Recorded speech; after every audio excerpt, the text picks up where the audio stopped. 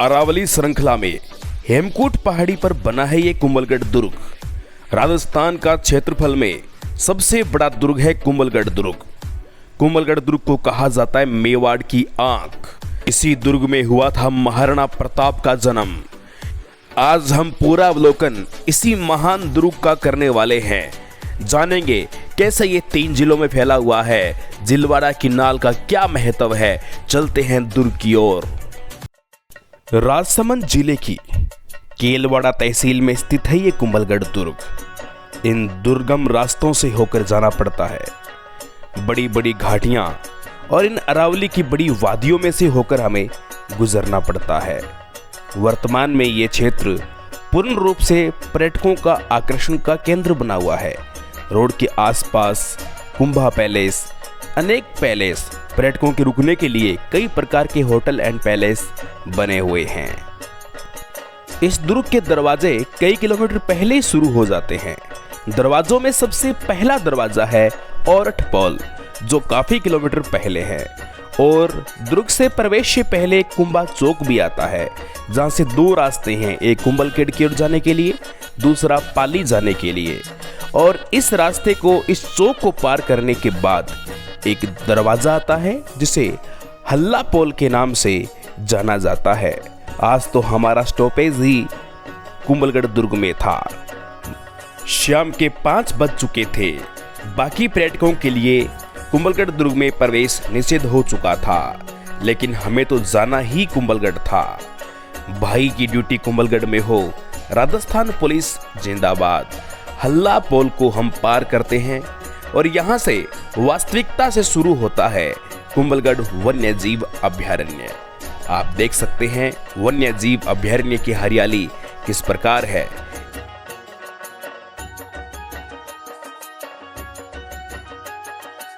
अब आपके सामने है कुंभलगढ़ दुर्ग और जो पहाड़ी है हेमकूट पहाड़ी, जिसे आप देख रहे हैं। और अब हम जिस दरवाजे से प्रवेश करने वाले हैं इसे बोलते हैं हनुमान पोल। हनुमान जी के बराबर प्रतिमा लगी है। अब सामने जो पोल आ रहा है इसका नाम है राम पोल। इसी से 200 मीटर दूर बगल में पोल है, उसे विजय पोल बोलते हैं। और अब हम अंदर प्रवेश कर चुके हैं। एक बार तो हमें भी रोका गया, लेकिन राजस्थान पुलिस जिंदाबाद। फिर हम अंदर प्रवेश करते हैं, कुंभलगढ़ दुर्ग में आखिरकार पहुंच ही जाते हैं।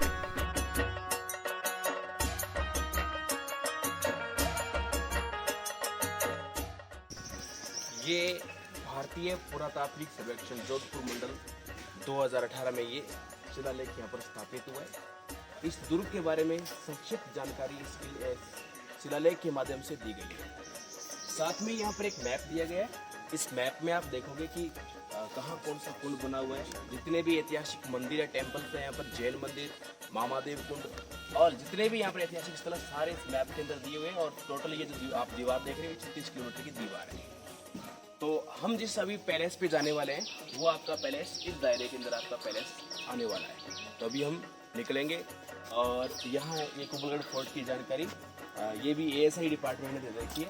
और एक शिलालेख अलग से और लगा हुआ है। ये रास्ता अंदर जो जा रहा है पृथ्वीराज की छतरी है, महादेव कुंड है, सूर्य मंदिर है, उस साइड में जा रहा है। वहाँ अपने बाद में चलेंगे। अब अपने को चलना है कुंभलगढ़ फोर्ट की ओर। चलते हैं उस फोर्ट की ओर, आइए।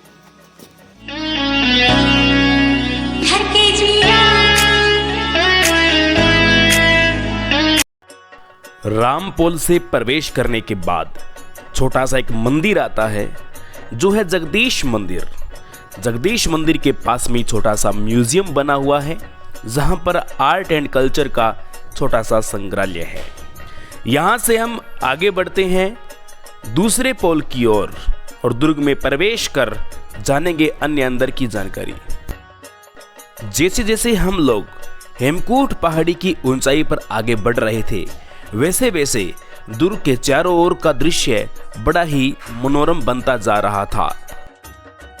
मुख्य दरवाजे राम पोल के बाद ऊंचाई पर बढ़ने पर अगला दरवाजा भैरव पोल आता है, जहां पर जानकारी इत्यादि इंक्वायरी के लिए गार्ड भी बैठे होते हैं जो टिकट इत्यादि चेक करते हैं।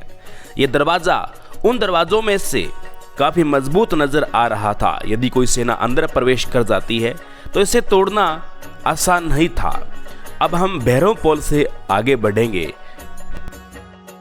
इस दुर्ग का मूल रूप से निर्माण मौर्य शासक संप्रति मौर्य ने करवाया था और वर्तमान स्वरूप दिया था महाराणा कुंभा ने। जैसे जैसे अलग अलग शासक आते गए, छोटा छोटा स्थापत्य का कार्य चलता रहा और आज इस प्रकार का कुंभलगढ़ दुर्ग आपके सामने है। ये कुंभलगढ़ दुर्ग अलग अलग जमाने में नया नया रूप धारण करता रहा है। कुंभलगढ़ दुर्ग से आसपास के वन्य जीव की हरियाली आंखों को बड़ा ही सुकून देती है। ये राणा महाराणाओं की भूमि आज भी हमारे में ऊर्जा भर देती है। राणा महाराणाओं की गाथाएं तो ऊर्जा भरती ही है, ये भूमि भी ऊर्जा भरती है। मानो कि ऐसा लग रहा है कि राणा महाराणा आज भी इस दुर्ग के संरक्षक है, आज भी हमें मिलेंगे। जैसा कि आपको पता है, महाराणा प्रताप की जन्मभूमि रही है ये, पृथ्वीराज सिसोदिया की कर्मस्थली रही है। महाराणा कुंभा जैसे तपे हैं इस भूमि पर।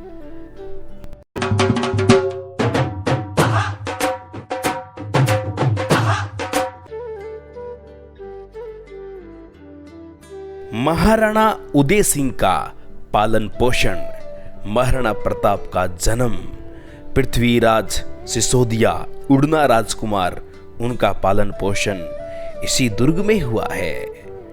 महाराणाओं की तप भूमि हृदय को सुकून दे रही थी।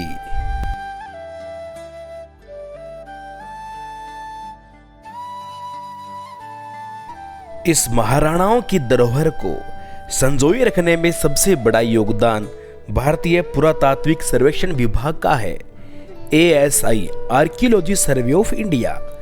आप देख रहे हैं तोपखाना, जहां महाराणा अपना तोपखाना रखा करते थे। महलों से पहले तोपखाना आता था। यहां अलग अलग कक्ष के अंदर छोटी बड़ी साइज की तोपें रखी जाती थी। हमें यहीं शूटिंग करते करते हमें हमारे सब्सक्राइबर भी मिले जो हमें फॉलो कर रहे थे।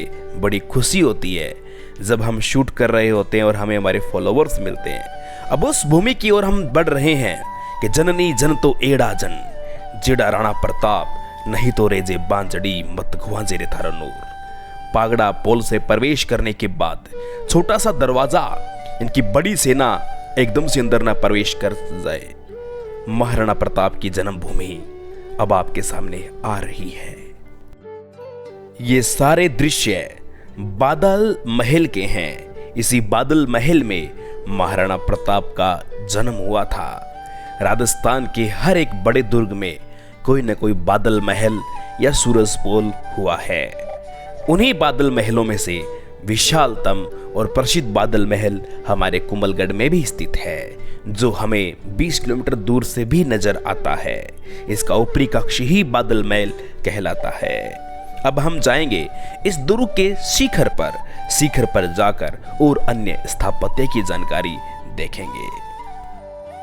इस पावन भूमि को देखने के बाद हृदय बहुत प्रसन्न था। इसी बीच एक बार पुनः हमारे सज्जनों से मुलाकात हो जाती है। पुनः एक बार वही सब्सक्राइबर हमें मिलते हैं और एक छोटा सा क्लिप भी साथ लेते हैं। कुंभलगढ़ के शास्त्रागार को आज इस प्रकार ताले में पैक करके रखा गया है। उसके संरक्षण के लिए उसे अंदर रखा गया है। इस शास्त्रागार को आम जनता के लिए प्रदर्शन में नहीं रखा गया। अब हम शिखर की ओर थे। यहाँ से ऐसा लग रहा था कि बादल नीचे हैं, हम ऊपर हैं। कुंभलगढ़ पर्वत चोटी की ऊंचाई 1224 मीटर है और कहीं न कहीं इस बात का एहसास हमें हो रहा था कि हम 1224 मीटर की ऊंचाई पर हैं। अब एक ऐसे बिंदु पर हैं जहां से हम इस पूरे कुंभलगढ़ की ग्रेट वॉल ऑफ इंडिया को भी देख सकते थे, जिलवाड़ा की नाल को भी देख सकते थे। आसपास के छोटे छोटे सभी दर्शनीय स्थल को हम आसानी से देख सकते थे। तो अब हम इस बादल महल से होते हुए बिल्कुल शिखर पर जा रहे हैं और यहाँ से आपको पूरे स्थापत्य के सभी बिंदु के बारे में जानकारी देते हैं। इसी बीच बादल महल में भैरव मंदिर भी बना हुआ है और बीच में हमने भी भैरव मंदिर के दर्शन कर ही लिए।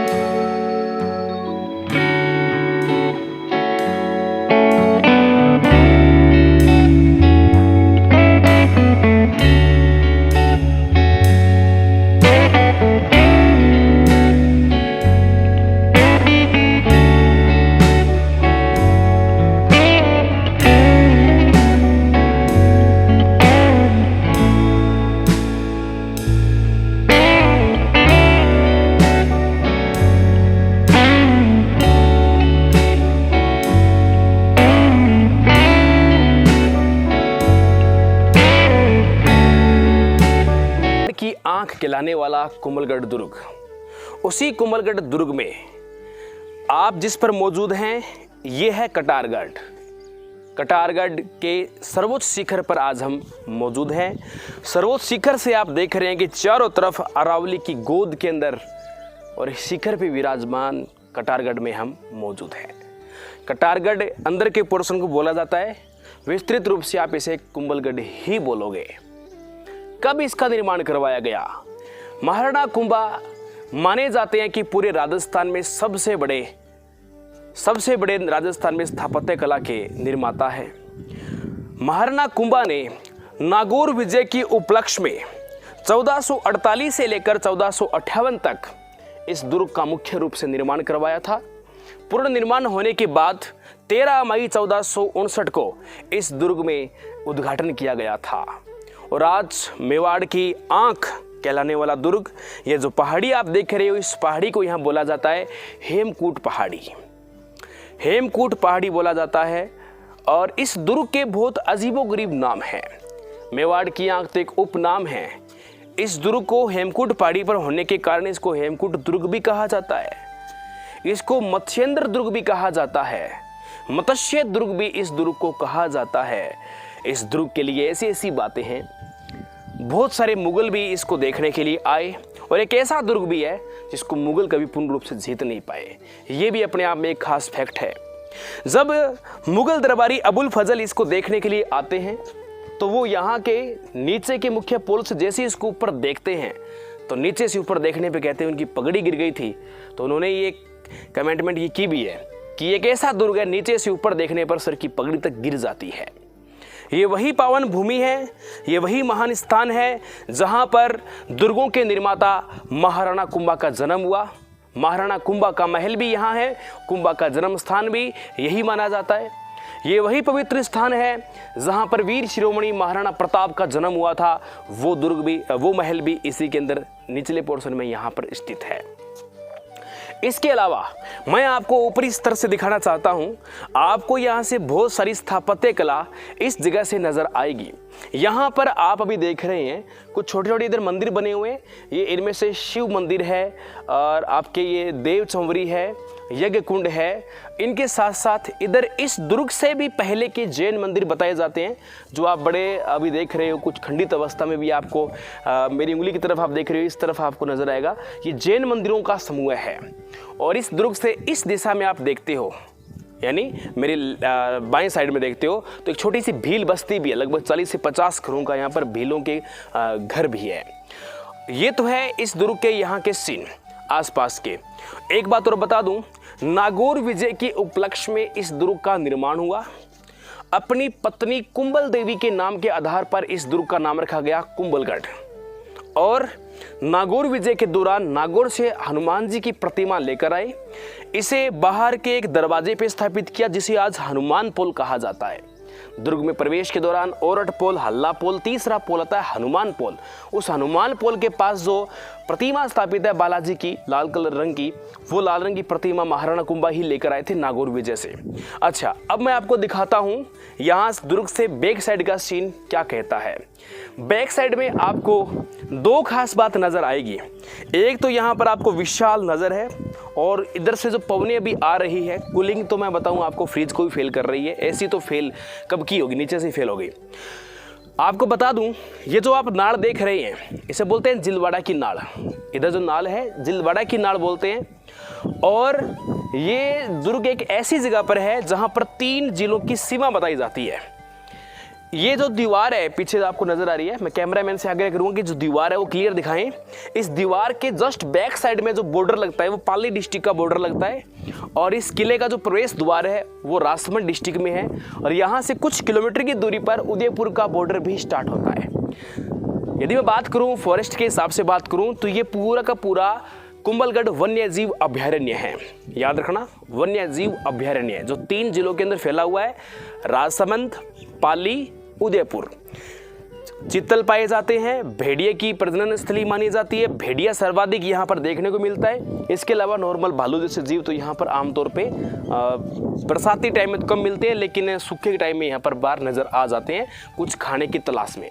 तो अभी तो पूरा क्या है कि मानसून एक्टिव हुआ ही नहीं, उससे पहले यहाँ की वादियाँ हरी भरी आपको नजर आ रही है।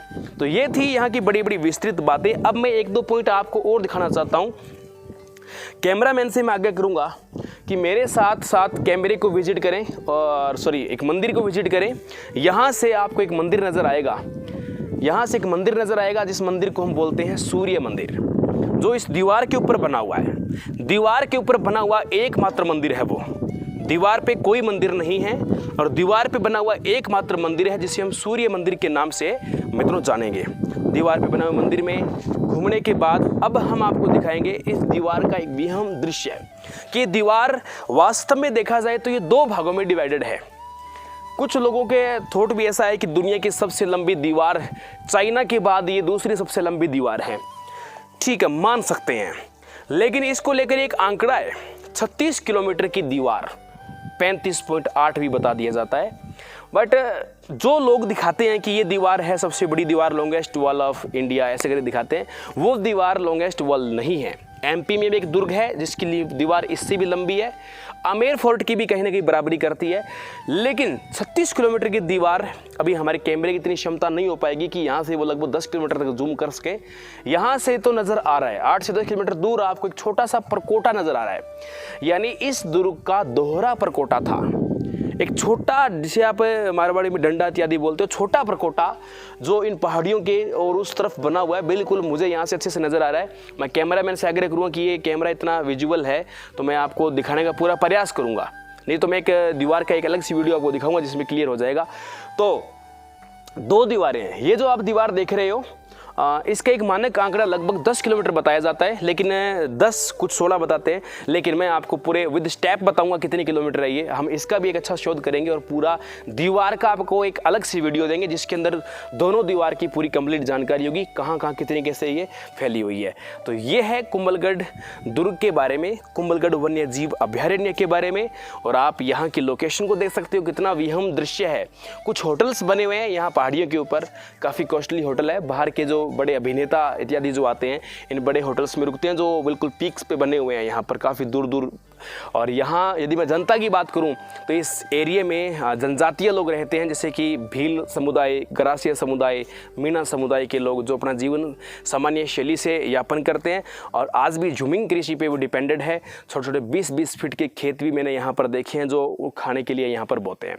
तो कैसा लगा कुंभलगढ़ के ऊपर का विहंगम दृश्य, आप मेरे को कमेंट करके ज़रूर बताना। आपके प्यारे कमेंट का मैं इंतज़ार करूँगा। अब हम आपको लेकर जा रहे हैं कुंभा महल की ओर। पुराने समय में मान्यता होती थी महलों के साथ साथ देवस्थान बनाने की। उस जमाने की ये टॉप की स्थापत्य थी। आज के दौरान आप देखते हो तो कुंभा महल देखकर आपको बड़ी हैरानी होगी कि इस महल में लकड़ी इत्यादि का प्रयोग किया गया है।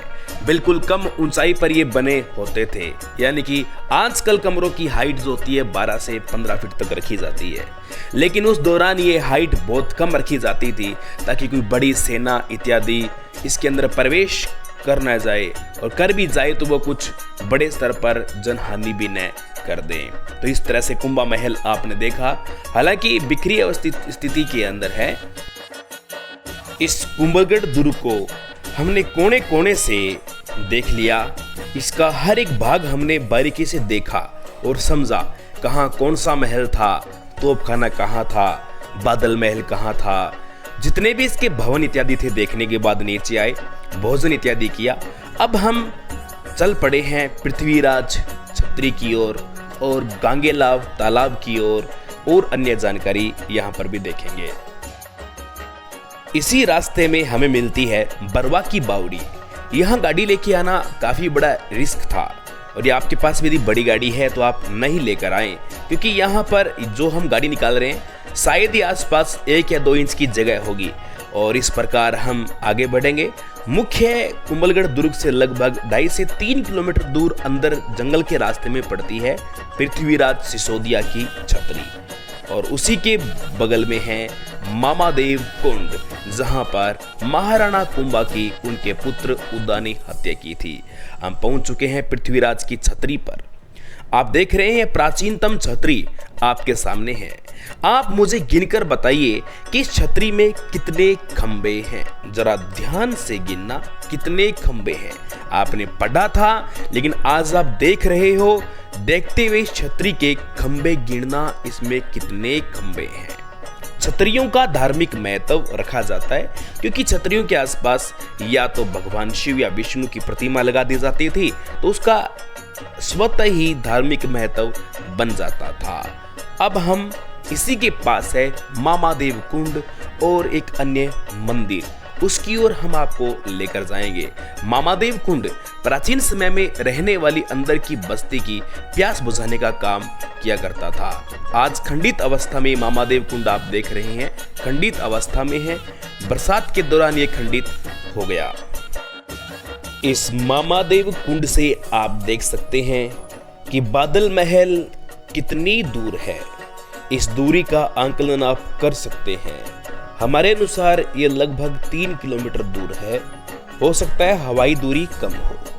इसी के पास एक फिर मंदिर बना हुआ है, क्योंकि मैंने बताया आपको मंदिर बनना पहले एक सामान्य बात थी।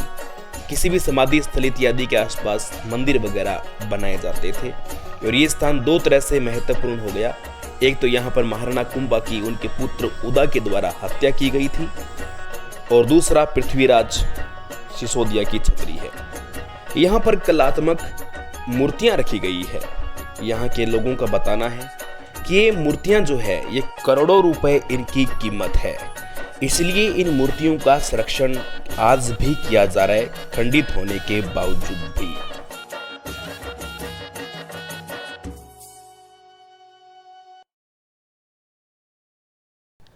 आसपास के खंडित मंदिरों को भी आप देख सकते हैं, और कुंभलगढ़ दुर्ग को भी आप देख सकते हैं।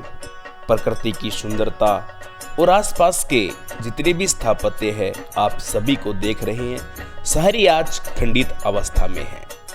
एक तो अत्यधिक प्राचीन, दूसरा प्राचीन यदि इमारत है तो खंडित अवस्था में तो खैर आएगी ही। उस जमाने में बिना सीमेंट और चूने से बनाए गए ये कुछ मंदिर के अवशेष आपके सामने हैं।